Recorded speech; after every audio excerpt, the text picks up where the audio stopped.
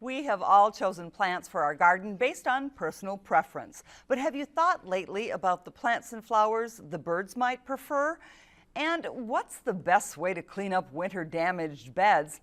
We have the answers straight ahead on this edition of Great Gardening. We celebrate each year as we receive it.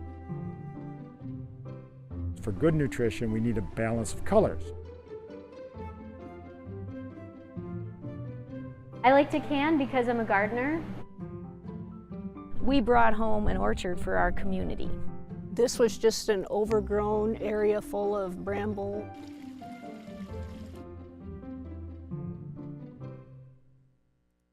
Hello and welcome to Great Gardening. I'm Pamela Fish. We're still waiting for spring to surge, but in the meantime, our experts, Tom Casper, the president of the Duluth Garden Flower Society, and Bob Olin, county educator and horticulturist, are here to talk about what can be getting done in the garden. Welcome, gentlemen. There are some things we can do despite the weather.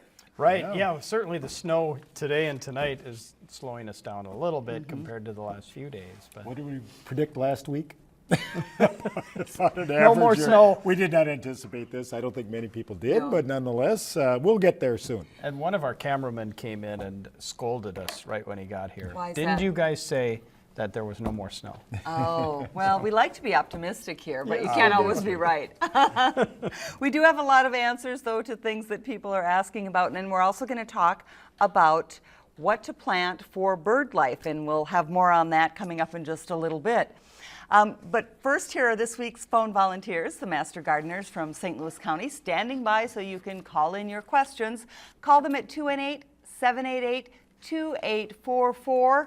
Or if you need to call toll-free, 877-307-8762. Or you can also email questions during the program at askgardening@wdse.org. It looks like we had a conflicted gardener there. We did again. Bob lost his pitchfork until the snow is gone. He won't be bringing it back. But we thank them for coming in, and please give them a call. We do, though, want to begin with some questions that we held over from last week because they're really very timely. One from Dawn in Hermantown is how to repair bark from apple trees that have been eaten by mice. That's a sign of the winter damage. Yeah, you know, it all depends on how severe the damage is and how old the tree is. Young trees with very thin bark where they're completely girdled can be very difficult to repair. You could actually bridge graft across that gap if you like, but in many cases, if it's a small young tree, you might want to prune at ground level and start over. All right. And also, Nancy in Babbitt has a pretty typical problem from this past winter, a Norway pine that is brown on both sides. Why would that be? We're seeing a lot of damage on pine trees, aren't we? Yeah, we're seeing a lot of winter desiccation from those cold, dry winds that we were experiencing above the snow line. And unfortunately, later in the show, we're going to be showing one of my There it is, plants. as a matter of fact. Oh, no. I'm such an unsuccessful gardener. This comes from Tom's garden, but it wasn't your fault. It was the weather, correct? Right. Yeah, it was, as we've been talking about, this is our third show, but really a brutal, brutal winter in many aspects. And above, you can see the snow line pretty much where it was when those cold winds came through in January and really did some significant, if not permanent, damage to the fur that we see. Do we have a way to know if it's going to be permanent or if it will come back? Well, you're going to lose all those needles, obviously. You want to look for the new green buds. In many cases, particularly on the natives, and this is a good example of where you really want to select native trees, at least for your scaffold trees in their landscape. But look at the natives, look for the new growth. You'll see the new candles there in most cases. And what's so unusual about this winter, and it probably is an indication of the severity, is we're seeing white spruce, which is native, with a lot of damage. We're seeing our Norway or our red pines with a lot of damage. But in this case, in the case of those native trees, if you actually look at the new growth, it's there, it's green, it's lush, and those are going to all make it. Okay. Yeah, I've seen a lot of damage on cedars, too. Right. Big, right. mature ones. So. There is much to contend with, and we'll talk more about that. But this week's tip comes from a white pine expert who is working to rejuvenate our forests.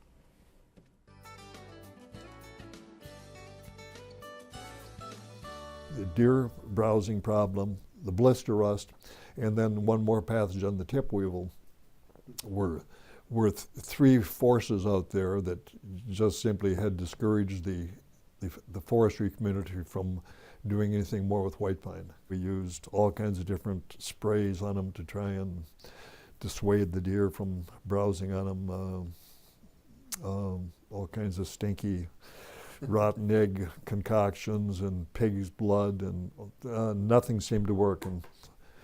But then we came up with the idea of putting stapling a little piece of paper around that top bud. And it's simply, if that's the bud, we put this piece of paper around it and hide the bud in there and staple into the needles over off to the side. Sure enough, that discouraged the deer from browsing that bud. And if the deer wants to browse the laterals, the buds off the laterals, it's no problem. It's the one that's going up that counts, the terminal leader. Over the years, we've been bud capping around 1 million trees per year, and we now have 3+ million white pine seedlings growing out there, and we turned our failures into success, and we've pretty well proven to ourselves, and I think to a lot of the forestry community, that there's hope for the white pine. We can grow them to 300-400 years old, and other than ultimately succumbing to blister rust or to wind damage, or they can be in the landscape for a long time. Well, that's been a successful program for the white pine. The question I have, and others probably do, can we do that with other evergreens to protect them from deer damage? Well, you sure can, and in many cases we don't need to, because as in the case of spruce, they're not a preferred food, although we did see deer browsing even this year on spruce. They're very prickly. The one other thing there, he's just covering that uppermost of the terminal shoot, but if you've got a young white pine seedling in your backyard, cover all those laterals as well. They can't do that over large acreage, but nonetheless, it's worth protecting everything if you can. Yeah, and as Bob mentioned, we're seeing so much damage this past winter from the deer browse and things like that, so anything we can do to protect those things that they go after in the wintertime is certainly a benefit. So. And we have more viewer questions about the kind of damage we've seen this winter. Tony in Superior says, the heavy snow did a number on my Japanese yews with half the plant laid flat. What's the secret to get back their nice full look? And I'm just going to follow this with Jack and Ellen Berkland's question, very similar. The shrubs were bent over and possibly broken from the weight of the heavy snow. Will they recover? What can we do about that? It's really going to depend on plant to plant. Some of them will recover, especially if they're shrubs, deciduous shrubs. You could go in, remove those kinds of the damaged branches, clean them up, and it will re-sprout. Yews, it's going to be more difficult if those, if the branching is broken or is disfigured. He's probably going to have to go in and remove those branches, and it's going to create unsightliness to the yews. But good for Jack and Ellen Berkland. They stopped and visited us at the home show. So okay. Good viewers are. So. All right. And I just want to mention that my yew has come back. It was covered in snow, very compacted. The snow melted and it perked back up, so it's doing okay. Let's look, while we're talking about some of the other things that we want to think about when we're cleaning up for spring. Yeah, I think that we're going to have this opportunity. We didn't expect this little additional snow cover here, but nonetheless, you get started on the process. You want to be a little careful when you remove the debris. Prefer a fan rake, of course, as opposed to a garden rake. You don't want to really rake down too deeply into your grass layer and disturb some of these underground stems and rhizomes.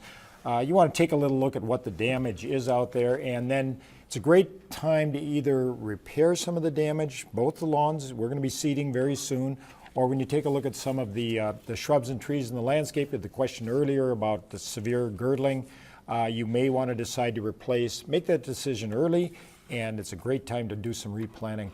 In the case of this particular slide here, you'll notice this is garlic that's being uncovered. You want to take some of these mulch layers off. We put mulch on early in the fall, then we had this blanket of heavy snow, so a lot of that mulch has been compressed. So you really want to get that off. You don't want to deform this emerging tip, in this case garlic, they'll take some of these colder temperatures, but they won't take that heavy compaction of mulch. Other years we might not have the problem. This year we want to get some of it off. You want to stay off the water-soaked garden areas. We want to avoid as much compaction. Compaction is kind of your enemy, so let things dry down a little bit before we get too aggressive in our both our flower and our vegetable gardens. All right, very good advice. Tom, here's a question we have heard every week so far. Is it too late to prune an apple tree? No, excuse me, sorry. No, it's perfect time still. Get out. Probably this weekend is going to be about the end of it, maybe Okay. early next week. But if they can, it's going to be a nice weekend. Weather's going to turn around, get out and do it now. All Hopefully right. in another week we're going to say, no, it's way too late. Yeah. Yeah, we're hoping for it to be too late, but Bob from Renshaw should be glad to hear that it's not too late yet. This one was from Ruby in Duluth Heights, who had a Jens Monk rose hedge and wondered when was the best time to cut it down. Well, and we filmed a tip yesterday about pruning right. your shrub roses. Now, if Ruby can get out after the snow leaves here in the next day or two, get out, prune it down right now, take it just an inch or two from the surface of the ground. It's going to respond very nicely. Jens Monk is a beautiful shrub rose that will respond nicely to pruning like that. So, Okay. David from Two Harbors is wondering which is better, Black Hill spruce or Colorado blue spruce for our area. Well, Black Hill spruce is actually a white spruce, so it's close to being a native and much less vulnerable to disease than the Colorado blue is going to be. Colorado blues are gorgeous, I admit, but they're very vulnerable to any number of fungal diseases. So I really would prefer the Black Hills for the most part. yeah, and I think as gardeners, we'd almost really like to see Black Hills or Colorado blue spruce taken off the market because of the issues that persist with it as that tree matures. So, you know, you get them up, get them 20 years old, and then they start to fail. So, Yeah, we have some very severe fungal disease, cytospora being one of them, that just distorts the tree, and it may be 10 years into the tree's life when it really attacks. This is a question that was emailed last week, but we're going to catch up with RJ, who asked about a peony that he or she thought had very bad case of powdery mildew, wasn't able to get the bed cleaned up before the snow, but now wants to clean out the foliage and do whatever needs to be done. What can be done? well, a good cleanup this spring, RJ, if they can get out and do that. But tritis is more of a problem with peonies where you're going to see entire branches of the peony die off. Getting those removed out and not in your compost pile, but rather in your garbage. Powdery mildew, generally not a problem with peonies, but as we've talked about, we saw a lot of fungal diseases last year that we generally don't see. But good cleanup this spring, getting rid of it, not in their compost pile, but rather in their garbage, Right. and that Get should rid of it reduce altogether. Yep. Okay, one more quick question before we move on. Janet from West Duluth wants to know, what zone is the Irving neighborhood in West Duluth? That's easy, zone 4. The fun zone. The fun zone, there you go.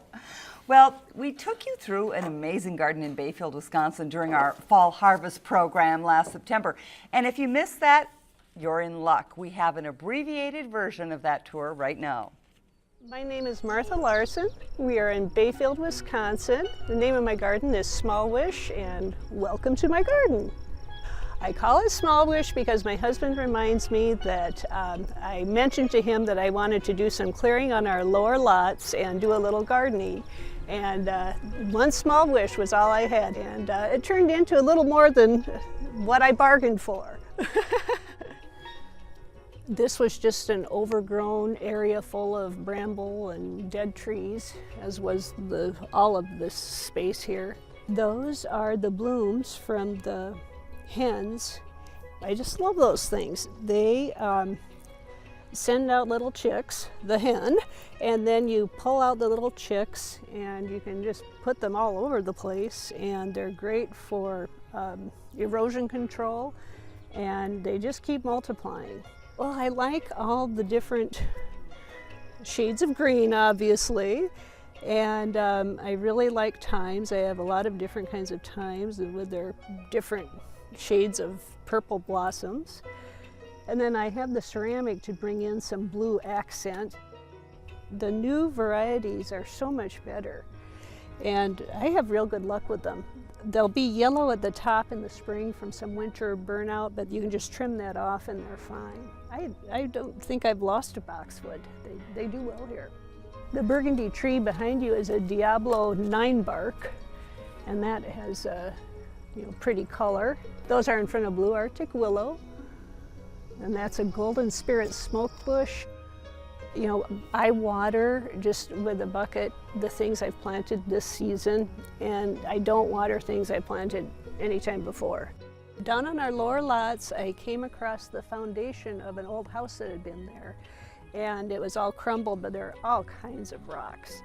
And so that's kind of how I got started, and I decided to do a few paths, and one thing led to another, and I ended up doing quite a few of them, but I'm about done now.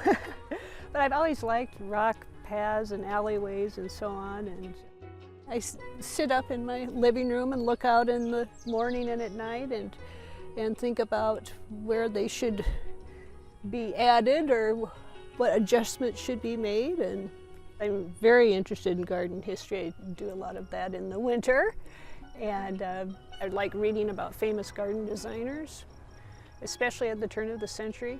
There's a false cypress right over there, that golden one. And then the other golden one is a gold cone juniper, which is a lovely piece, really keeps it shaped nicely. And then all the topiary, or attempts at topiary here, are yews. And I started out with the bird at the corner there, and I'd like to eventually have all of these yews in a circle be birds looking like they're chatting together, but it takes a while to get the topiary trimmed up, years, so we'll see. I just continue to add a lot of color with the various foliage. So always on the lookout for plants that have any color that's other than green for a permanent white, purple, burgundy effect. It's just a pleasure to garden. It's a pleasure to be outside every day, and when something turns out looking nice, it's just a bonus. I really just like the work.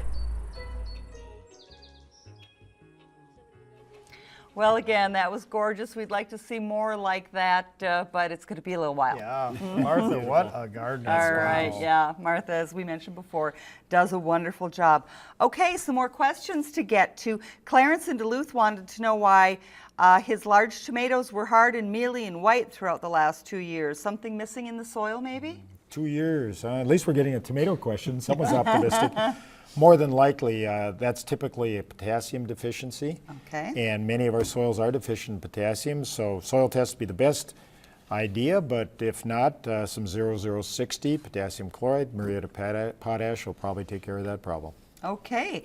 Marcus from Duluth is trying to increase the number of Asiatic lilies, but now can't find the bulbs. Uh-oh. Well, it's probably a little early to Okay. still be looking, but yeah, if they went in to divide them, it's going to take a few years for those to recover. However, depending on the type of snow cover that they had and when they divided them, they need to be done very early in the season. So if he did it last year, if it was too late, that can impact the bulb and they can rot. So you really want to get in. Give it another week or so now with the kind of spring we're having this year to get in and start looking for them. But be careful, they could still be there and still emerging. So I want to follow up with Pat from Duluth, who divided iris in the fall of 2012. Only half of them flowered last summer, and wants to know what to do with those that didn't flower. that's pretty normal Okay. after a division to wait a year or two before they bloom nicely for you. So Pat, don't overreact and go in and dig them out. Give them another year. They're probably going to do great this year. So. Okay.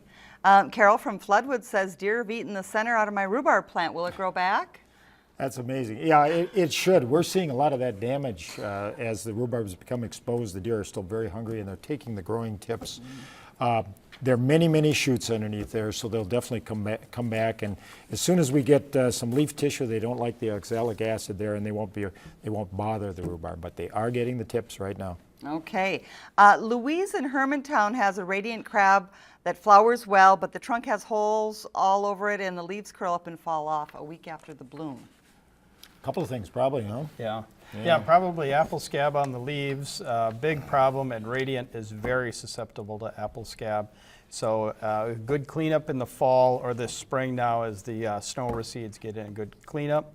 the holes in the trunk. Probably the sapsucker, which is a problem there, and you know, if you can cover with a little burlap or something, there's not too much. That tree will actually heal up from that. Radiant's a great crab. It's good and winter hardy. It has this problem with scab, but they seem to endure and survive quite nicely because we see many in our landscapes that are 30, 40, 50, 60 years old.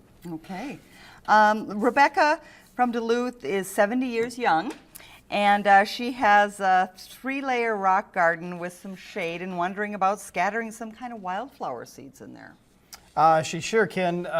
You really want to look at what you're buying, though, if you're buying that wildflower seed, because often many of those mixes that you'll find in the market are mostly annual wildflowers. So she really wants to be particular, look for things that are hardy for our zone, she's going to have to be a little patient with it. It's going to take a couple of years for it to establish. So give it some time, but certainly a great and lofty aspiration to get some wildflowers going for the bees, for butterflies, for hummingbirds. You name it will benefit from a planting like that. So that's really great advice, Thomas. So many of these quote-unquote prairie flower mixes come in. They're on the seed racks various places, and this really isn't the prairie. So let's stay with some of our native materials. Speaking of which, now we promised that we were going to talk about the birds, and we want to provide a bird-friendly landscape in our yards and gardens. So one of the ways to do that is with grasses. Here are some that you might want to try. These are some of the ornamentals. Some of the ornamentals, and you want to, again, these are the genus Miscanthus, some of the maidenhair grasses. You want to look, again, we had the question about zones. You want to look for materials that are zone appropriate, because these are very large genuses of ornamental grass, but certainly it's these heads. They provide a couple of things. There's some seed available, so there's some food, but also that density of cover. So if you really want to establish a bird-friendly landscape, you definitely want to include some of these grasses for multiple purposes. The bottle hairbrush, the last Carl Forster, which does so nicely. Look again for zone appropriate, zone 3, zone 4 in this area. And many of the sedges, these are a little different than grasses, but sedges have edges. They're very closely related, but many of the carex are also very appropriate for birds, not just for feed, but for cover, which is a big thing for them. Well, and ideally, if you're doing it for feed, they're going to want to leave those seed heads up in the wintertime when birds are looking for food. So really the benefit for them is in the wintertime and leaving those heads up. Okay, and Tom, there's some popular flowering plants as well that are beneficial for the birds. Right. Let's take a look at a list of those. So we see here asters, black-eyed Susans, poppies, purple coneflower, sunflower, and again, all of those are the kinds of things that you want to leave, or at least most of them, the coneflowers and the black-eyed Susans and asters, leave up in the wintertime. The birds are going to feed on those seeds when they're out looking for something to eat in the cold winters we have here. So keeping them up. They're attractive not only for a landscape purpose, but also for bringing birds to the landscape. So. And we know birds like berries, so here's a look at some fruit-bearing trees and shrubs. Yeah, the whole concept here, go right from the grasses to your shrubs and up into the trees, and obviously the ornamental crabs. Right now I actually saw some robins up in the trees. Can't find any worms in the ground. So they are up actually harvesting some of the ornamental crabs. High bush cranberry, mountain ash, which is the photograph here, native, extremely winter hardy, provides both cover and feed for birds in the landscape. So you want to think about diversity of plant material. You want to think about a water source, you want to think about protection, and then you want to leave a little portion of your yard just a little messy, because this is what provides protection and cover for the birds. All right, good advice for the birds and for the gardeners who want to attract them.